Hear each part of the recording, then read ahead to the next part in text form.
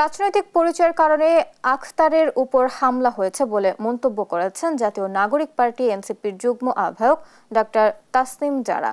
মঙ্গলবার ভোরে ফেসবুকে নিজের ভেরিফাইড পেজে দেয়া এক পোস্টে তিনি এসব কথা বলেন। জানান, যুক্তরাষ্ট্রে পৌঁছানোর পর দলের সদস্য সচিব আখতার হোসেনের উপর যে হামলা হয়েছে তা তার রাজনৈতিক পরিচয়ের কারণে। জানান, আখতার হোসেন প্রতিনিধিত্ব করেন সেই দলকে, যে দল ফ্যাসিবাদের কাঠামো ভেঙে দিতে প্রতিনিয়ত কাজ করছে। এ হামলা স্পষ্ট করে দেখিয়ে দিল পরাজিত শক্তির ভয় ও হতাশা কতটা গভীর।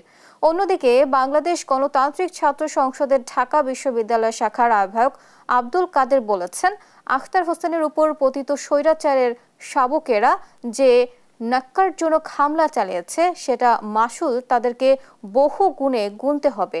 সোমবার দিবাগত রাতে এক ফেসবুক পোস্টে কথা বলেন তিনি।